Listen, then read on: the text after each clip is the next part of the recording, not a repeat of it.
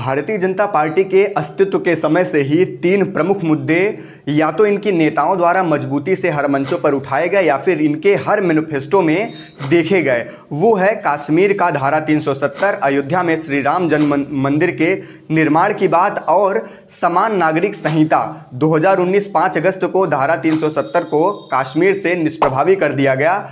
2020 5 अगस्त को राम मंदिर निर्माण के कार्य को भी प्रारंभ कर दिया गया।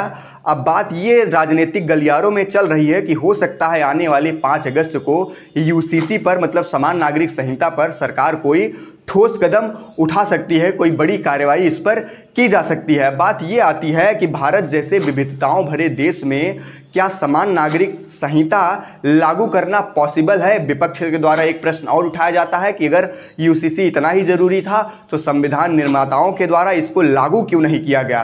तो आपको बता दें, आर्टिकल 44 के नीति निर्देशक तत्वों में इसकी बात कही गई है। संविधान निर्माताओं ने आने वाली पीढ़ियों के लिए यूसीसी लागू करने का सुझाव दिया है। देश की एकता, अखंडता और समरसता के लिए देश के सर्वोच्च न्यायालय ने और देश के कई उच्च न्यायालयों ने भी सरकार को कई बड़े केसेस पर सुझाव दिया है एक समान नागरिक संहिता लागू करने के लिए। तो एक समान नागरिक संहिता ये होता है कि देश में सभी धर्म, मजहब, संप्रदाय और पंथों को मानने वाले नागरिकों के लिए एक समान कानून होना।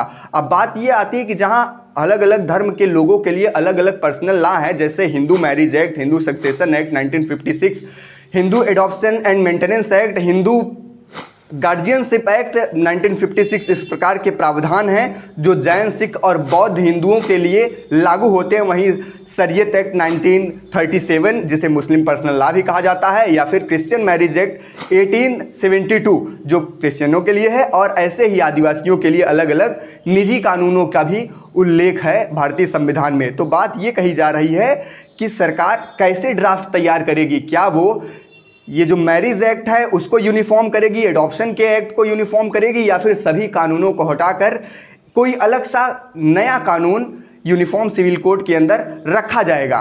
आपके हिसाब से सरकार को कैसे ड्राफ्ट तैयार करना चाहिए। ये जो एक राजनीतिक गलियारों में गहमा गहमी मची हुई है, इसको हिंदू बनाम मुस्लिम करके देखा जा रहा है। ये यूनिफॉर्म सिविल कोड का जो मामला है हिंदू मुस्लिम से कहीं और बड़ा है। केवल हिंदू मुस्लिम के लिए ही नहीं, देश में रहने वाली सभी जातियों, सभी पंथ, मजहब और संप्रदाय के मानने वाले लोगों के लिए भारतीय संविधान के अंदर किसी न किसी प्रकार का पर्सनल लॉ का उल्लेख जरूर है। अब देखना यह है कि जिस प्रकार से सर्वोच्च न्यायालय ने बार बार सुझाव दिया है, देश के उच्च न्यायालयों ने बार बार सुझाव दिया है, या फिर भारतीय जनता पार्टी ने जो प्रारंभ से ही अपने अस्तित्व के प्रारंभ से एक नारा दिया है, एक देश एक निशान एक विधान, तो किस प्रकार का विधान सरकार लाने वाली है यहाँ के नागरिकों के लिए जो सभी बिना विरोध किए मानेंगे। आपके हिसाब से कैसा ड्राफ्ट तैयार किया जाना चाहिए, आप हमें कमेंट बॉक्स में बताएं।